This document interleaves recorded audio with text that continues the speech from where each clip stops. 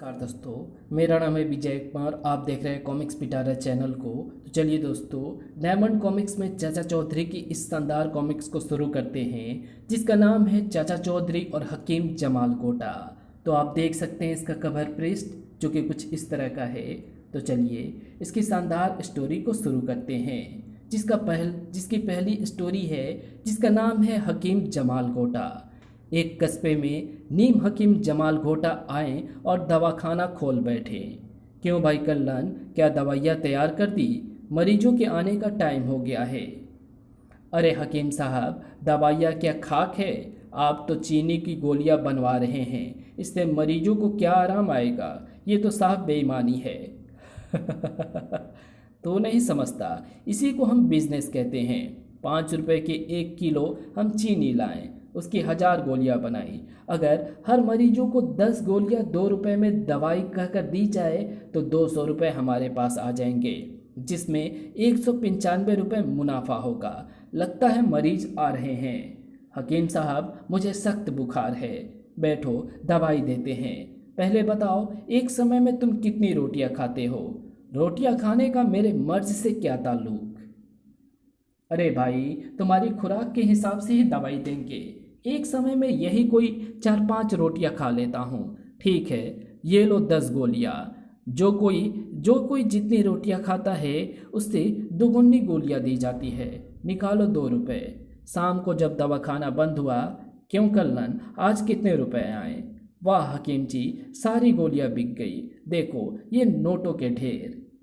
3 दिन बाद मरीजों की भीड़ फिर हकीम जी के दवाखाने पर लगी थी। मेरी आंख को तुम्हारी दवा से कोई फायदा नहीं हुआ। मेरा सिर दर्द नहीं गया, मेरा बुखार नहीं उतरा। हमारे पैसे लौटाओ। ऐसे पैसे वापस नहीं होंगे।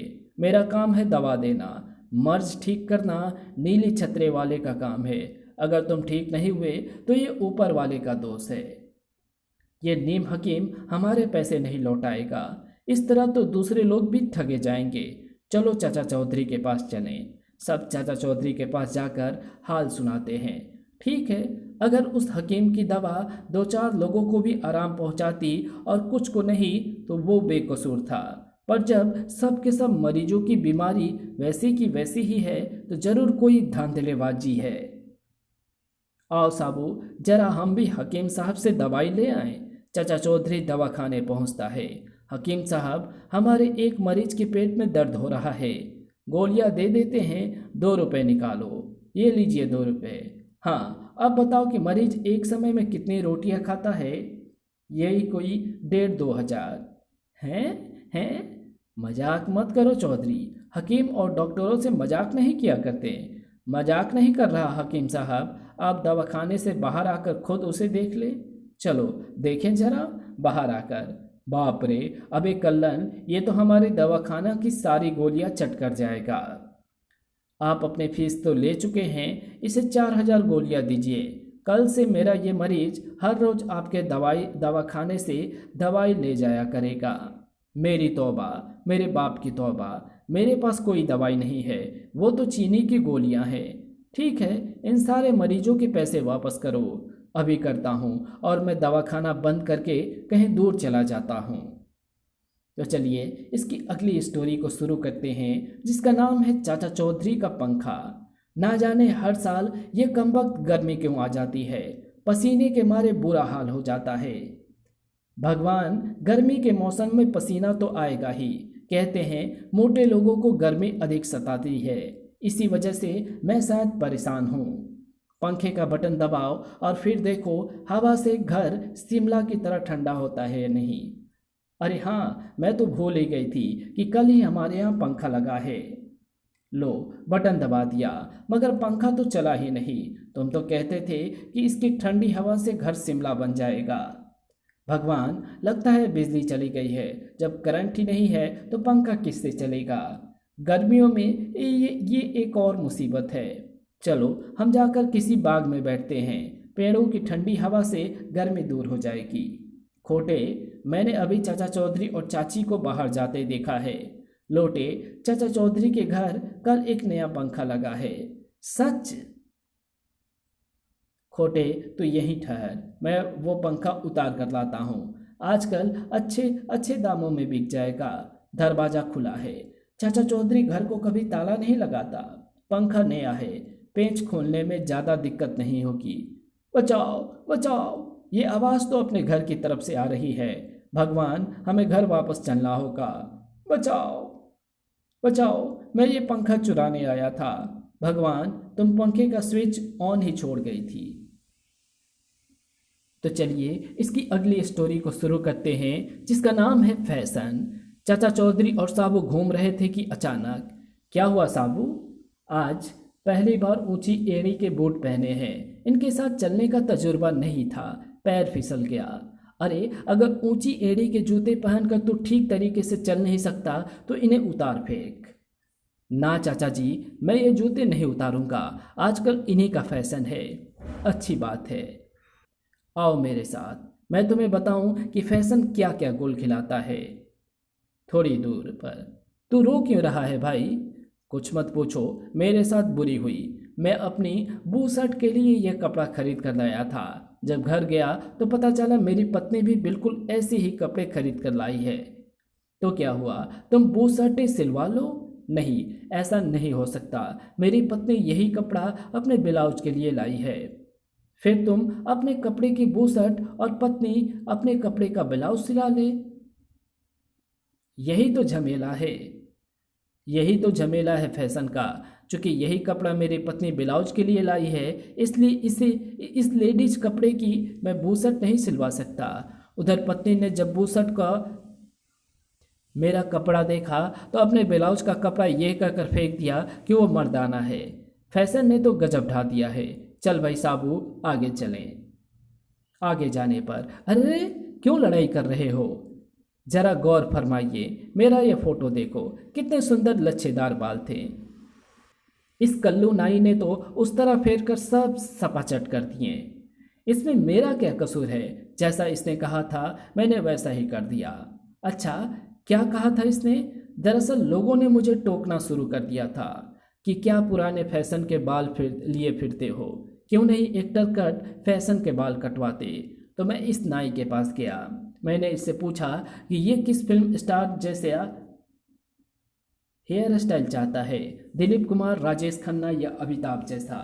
पर इसने कहा कि किसी ऐसे एक्टर जैसे बाल काटो जैसे आज तक किसी ने ना कटवाए हो। मैंने वैसे ही काट दिए। अच्छा, तो ऐसा स्टाइल किस फिल्म एक्टर का है? सेट्टी का।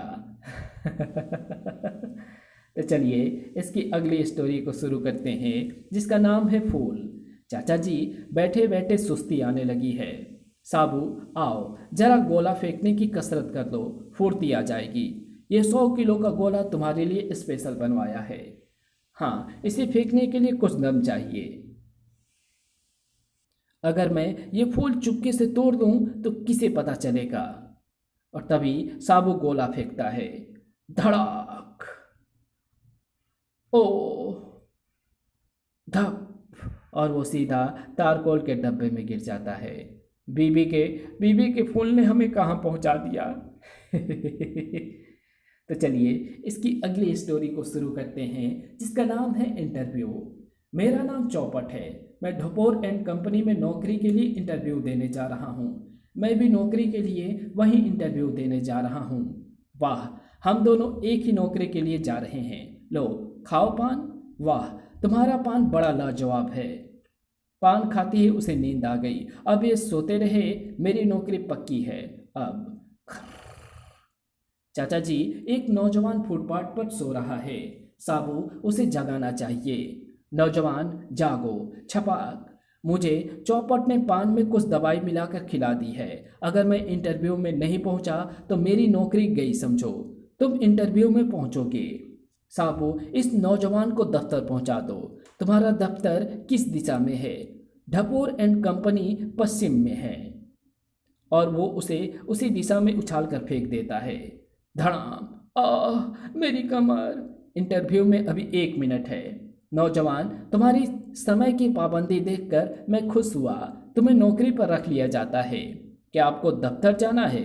नहीं, अस्पताल। हाय मेरी कमर। तो चलिए इसकी अगली स्टोरी को शुरू करते हैं, जिसका नाम है खाद। रॉकर और चौपट। रॉकर, अपनी नकली खाद का एक पैकेट बचा है, इसे भी बेच दें? पर यहाँ तो कोई खेती बाड़ी करने वाला नहीं, बेचेंगे किसे? देखो, वहाँ दो गंजे बैठे हैं, उन्हें बेचते हैं। चाचा जी, आज आपने पगड़ी नहीं पहनी? साबू कलवा धोबी उसे धोने के लिए ले गया है। लेकिन गंजों को खाद की क्या जरूरत होगी? देखते जाओ, कहते हैं एक अच्छा सेल्समैन कूड़ा भी बेच सकता है, फिर ये तो खाद है। गालिब, कमी नहीं है बेवकूफ़ों की इस दुनिया में, एक ढूंढो हजार मिलते हैं। हमारी कंपनी ने ये बढ़िया और लाजवाब खाद बनाई है जो बंजर भूमि को हरा भरा कर देती है। भाई, तुम गलत जगह आ गए हो। हमारा कोई बाग बगीचा या खेती नहीं जहाँ इसकी ज़रूरत हो। अरे, तुम दोनों के सिर तो बंजर हैं, देखो एक भी बाल नहीं है। हमारी ये अद्भुत खाद सिर पर लगाने से कुछ ही दिनों में घनी झाड़ियों की तरह तुम्हारे सिर पर बाल लहलहा उठेंगे। देखो मेरे बाल, मैं भी यही खाद अपने सिर पर डालता हूँ। असर ना होने पर दुगुने पैसे वापस। एक मिनट ठहरो, गर्मी हो रही है, जरा पंखा चला दूं? तभी ओह, और उसका विग उसके सर से ऊपर उड़ जाता है। नया विग खरीदते समय याद करा देना कि वो इतना ढीला ना हो कि हवा से उड़ जाए। तो चलिए इसकी अगली स्टोरी को शुरू करते हैं, जिसका नाम है नदी में। चाचा जी, खाली बैठे बैठे भूख लगाई है। साबू, तेरी चाची से पूछता हूँ, शायद वो कुछ खाने को दे दे। अरे भाग्यवान, क्या नाश्ता तैयार है? तुम दोनों तो निठल्ले बैठे रहते हो, खाने को कहाँ से आएगा? कुछ कमा कर लाओगे तो कुछ खाने को बनेगा, समझे? अरे भाई साबू, अब तो कुछ ना कुछ करना ही पड़ेगा। ठीक है, कुछ कमा कर लाते हैं हम। साबू, आगे तो नदी है, कोई बात नहीं, हम नदी पार करेंगे। वो छोटा सा एक आदमी इधर आ रहा है, उसके पास जरूर कुछ ना कुछ जरूर होगा। सीधा इधर आ जाओ, पीछे मुड़े तो गोली मार दूंगा। चूहा सीधा इधर आ रहा है। बाप रे, आदमी है या पहाड़? भागते हुए वे अपनी बंदूक छोड़ गए हैं। चलो, आज की यही कमाई सही। तो चलिए इसकी अगली स्टोरी को शुरू करते हैं, जिसका नाम है नेट। पिंटू, देखो मेरा नेट जहाज। चाचा जी, इसे चलाकर दिखाओ। वो गया सर्राट, सर, ये वापस आ गया। धमाका सिंह, ये हमारे लिए शर्म की बात है कि चाचा चौधरी अभी तक जिंदा है। गोबर सिंह, बस आज वो अपनी आखिरी सांस गिनेगा। चाचा चौधरी, उधर जहाज उड़ा रहा है, जाओ और उसे गोलियों से भून दो। ये तो तूने बड़ी खुशखबरी सुनाई। वो रहा मेरा दुश्मन नंबर 1, अभी गोलियों से भून देता हूँ। ये फिर गया नेट, और उसका नेट सीधे बंदूक की नाल में घुस जाती है। खटाक, ये क्या, बंदूक में आग लग गई? पानी लाओ, पानी, छपाक, बचाओ, आग। धमाका सिंह, उस डिब्बे में पेट्रोल था। तो चलिए इसकी अगली स्टोरी को शुरू करते हैं, जिसका नाम है पेड़। ये पेड़ तो सूखता जा रहा है, वर्षा नहीं हुई, इसीलिए इसे बचाना चाहिए। पेड़ हमें फल और छाया देते हैं। इस पेड़ को पाइप से पानी देता हूँ, भगवान तो नल खोल। मैं इस इंतजार में था कि ये पेड़ सूख कर गिरे और इसकी लकड़ी मेरे जलाने के काम आए, मगर चाचा चौधरी इस पेड़ को सींचकर फिर से हरा भरा करना चाहता है। मैं ऐसा नहीं होने दूंगा। खंडू, कैसे रोकोगे? मैं चाचा चौधरी का पाइप काट दूंगा। वाह, इस पानी की धार से ये पेड़ कुछ ही दिनों में फिर से हरा भरा हो जाएगा। खटाक, ओह ओह, सारे कपड़े भीग गए। साबू, कपड़े सुखाने में मेरी मदद करो, नहीं तो मुझे जुकाम हो जाएगा।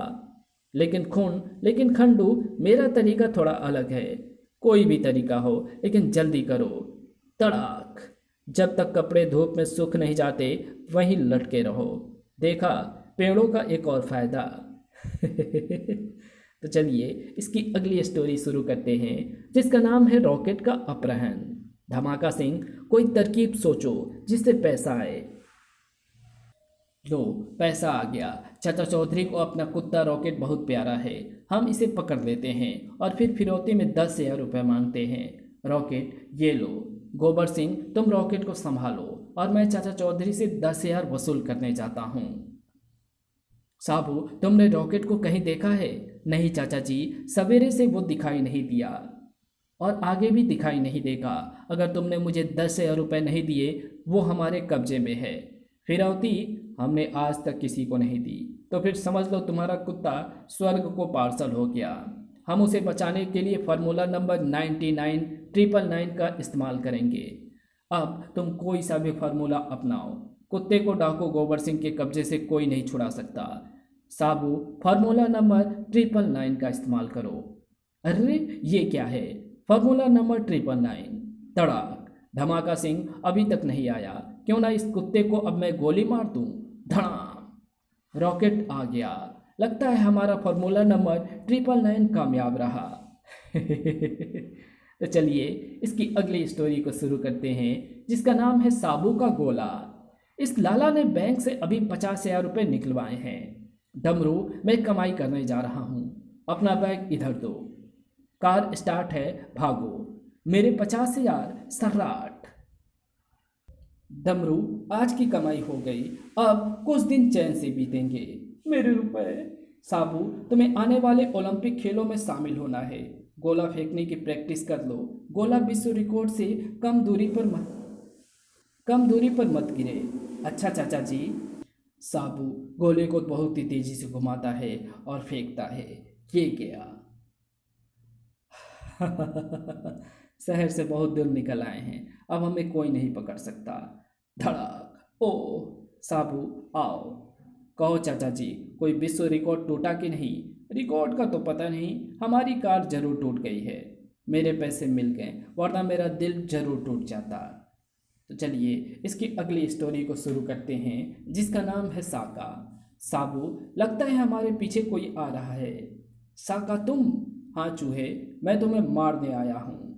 लगता है साका तुम पिछली धुनाई भूल गए हो। वो तुमने मेरे साथ चालाकी की थी। इस बार मैं तुम्हारे दांव में आने वाला नहीं। मरने के लिए तैयार हो जाओ। चाचा जी, इस बार इसे मेरे लिए छोड़ दो। बदतमीज, तेरी ये हिम्मत, पहले मैं तुम्हें ही खत्म करता हूँ। इस बार मैं कुल्हाड़े पर तेज धार करवा कर लाया हूँ। सर्राट! पहला बार खाली गया तो ये मत समझना कि मैं निराश हो गया। ओह, मैं थक गया।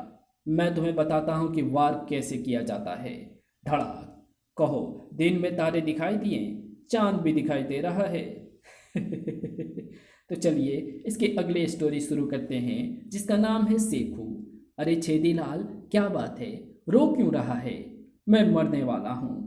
सेखू बदमाश ने धमकी दी है कि अगर मैंने उसे ₹1,00,000 ना दिया तो मुझे जान से मार डालेगा। तो तुम उसे ₹1,00,000 दे दो, तुम्हारी जान बच जाएगी। ₹1,00,000 जाने से मुझे हार्ट अटैक होगा और मैं मर जाऊंगा। रुपया दूं या ना दूं, दोनों तरह से जान मुसीबत में है। इस बैग में क्या है? ₹1,00,000। रुपयों का बैग मुझे दे दो और घर जाकर आराम करो। मैं सेखू बदमाश से निपट लेता हूँ। 1 घंटे बाद मैं तुम्हारे यहाँ आऊँगा। सेखू बदमाश। छेदीलाल डर के मारे खुद नहीं आया, किसी दूसरे के हाथ रुपया भेजा है। क्या ₹1,00,000 लाए हो? हाँ, मुझे पकड़ लो और ले लो। बेवकूफ़, मुझे मस्खरी पसंद नहीं। अगर मैंने तुझे पकड़ लिया तो पहले तेरे टुकड़े करूँगा। अब तुझे कोई मेरे हाथ से नहीं बचा सकता। हाँ, अब तुझे नरक जाने में चंद मिनट ही बाकी हैं? कमबख्त कहाँ गायब हो गया? तभी तड़ाक! बड़ा दारा सिंह बनता था। छेदीलाल, संभालो अपना बैग। सेखू बदमाश अब तुम्हें तंग नहीं करेगा। तो चलिए इसकी अगली स्टोरी को शुरू करते हैं, जिसका नाम है 2 चोर। चाचा जी, आज कुछ काम नहीं है, बैठे बैठे बोर हो गए हैं। रोकर आज चाचा चौधरी के घर चोरी क्यों ना की जाए। झोकर क्यों हड्डियां तुड़वाने की सोच रहा है? देखता नहीं वहाँ साबू बैठा है। साबू और चाचा चौधरी को खिसकाने का मेरे पास इंतजाम है। तू जाकर इन्हें ये 2 सिनेमा के टिकट दे दे। उधर वे दोनों सिनेमा देखने जाएंगे, इधर हम उनके घर में घुसकर सारे माल पर हाथ साफ कर देंगे। वाह झोकर, ये तो सचमुच तुमने बड़ी दूर की सोची। अगर तू चोर की बजाय प्लानिंग मिनिस्टर होता तो देश बड़ी तरक्की करता। चाचा चौधरी, मैं तुम दोनों के लिए फिल्म के 2 टिकट लाया हूँ। साबू, लो, अपनी बोरियत का इलाज हो गया। टिकट किस थिएटर के हैं? रीगल के। जल्दी चलो, फिल्म शुरू होने में बहुत कम वक्त रह गया है। रोकर आ जाओ, मैदान खाली है। इस घर में चोरी करने का एक फायदा यह है कि चाचा चौधरी अपने घर को कभी ताला नहीं लगाता। जल्दी सारे कपड़े बांध लो। इतनी जल्दी क्या है, फिल्म 2 घंटे से पहले खत्म नहीं होगी। चाचा चौधरी जब लौट कर आएगा तो पाएगा कि दो टिकटें कितने महंगे पड़े हैं। इतनी जल्दी कैसे लौट आए। जब हम थिएटर पर पहुंचे तो पाया कि फिल्म देखी हुई है। दोनों टिकटें दोस्त को देकर लौट आए हैं। तुम जहां गिरोगे पास ही अस्पताल होगा। और साबू उन्हें उठाकर फेंक देता है। तो चलिए इसकी अगली स्टोरी को शुरू करते हैं, जिसका नाम है ऊंचा लहराए तिरंगा। चाचा जी सवेरे ही किधर चलती हैं? साबू, मैं आज तिरंगे को ऊंची से ऊंची इमारत पर लहराना चाहता हूँ। यहाँ आसपास तो कोई ऊंची इमारत नहीं दिखी, थोड़ा आगे चलना चाहिए। ओह, बारिश शुरू हो गई है। रॉकेट, आओ कहीं सिर छिपाने की जगह देखें। रॉकेट, और कोई जगह नहीं मिली तो यह पहले मुगल बादशाह बाबर की तोप है, इसी में घुस चलते हैं। गोबर सिंह, मैंने चाचा चौधरी को इस बाबर की पुरानी तोप में घुसते देखा है। फिर क्या सोचते हो धमाका सिंह, दाग दो इसे और पहुंचा दो चाचा चौधरी को नरक में। चाचा चौधरी के साथ बेचारा कुत्ता रॉकेट भी मरने जा रहा है। तभी बड़ा और चाचा चौधरी सीधे पहाड़ की सबसे ऊंची चोटी पर जाकर गिरता है। धड़ाम। अरे हम कहाँ आ गिरे? अरे हमसे पहले तो कोई पहाड़ की चोटी पर खड़ा है। दोस्त, तुम एवरेस्ट पर खड़े हो, जरा फोटो ले लेने दो। दूसरी सुबह फिर मात खा गए। चाचा चौधरी ने एवरेस्ट पर तिरंगा फहराया। तो चलिए इसकी अगली स्टोरी को शुरू करते हैं, जिसका नाम है वो मोटा आदमी। चाचा जी, लगता है आप कुछ सोच रहे हैं। साबू, तेरी चाची ने मेरी ड्यूटी लगा रखी है कि उसके नाश्ते के लिए हर रोज ताजे आम तोड़ कर लाऊं। सोचता हूँ आज मैं जाऊं या तुझे भेजूं। चाचा जी आप ही जाइए, अगर मैं गया तो कोई आम मेरे पैरों तले कुछ ले जाएंगे। तो ठीक कहता है साबू, तेरे जाने से इतने आम आएंगे नहीं जितने कि बर्बाद होंगे। मैं ही जाता हूँ थोड़ी दूर, इस मोटे के साथ जरा दिल लगी की जाए। ए मोटे, इधर आ। अभी आया गोबर सिंह जी। आई, आप चीख क्यों रहे हैं? कमबख्त, तू मेरे पाँव पर खड़ा है। पाँव कुचल कर रख दिया। एक आइडिया आया। चाचा चौधरी रोज आम लेने आता है। जब वो आम इकट्ठे कर रहा हो तो अचानक ये मोटा ऊपर से उस पर गिर पड़े तो चाचा चौधरी का कचूमर निकल जाएगा। मोटे, वो चाचा चौधरी आ रहा है, तो पेड़ पर चढ़ जा। जब वो आम इकट्ठे कर रहा हो तो उस पर गिर पड़ना, समझे? चाचा जी आइए, आज यहाँ बहुत पके हुए आम गिर पड़े हैं। और तभी मोटे जिस टहनी पर बैठा था वो टहनी टूट जाती है। कड़ाक। मोटे, तूने मेरा कचूमर निकाल दिया। इसी के साथ चाचा चौधरी की ये कॉमिक्स और कहानी यहीं समाप्त होती है। तो आपको ये वीडियो कैसी लगी? अगर आपको ये वीडियो पसंद आई हो तो इस वीडियो को लाइक शेयर कमेंट ज़रूर कर देना और चैनल को सब्सक्राइब ज़रूर से कर देना, ताकि जब भी मैं नई वीडियो अपलोड करूं उसकी नोटिफिकेशन मिले आपको सबसे पहले। तो मिलते हैं आपसे किसी और नई वीडियो में, तब तक के लिए बाय।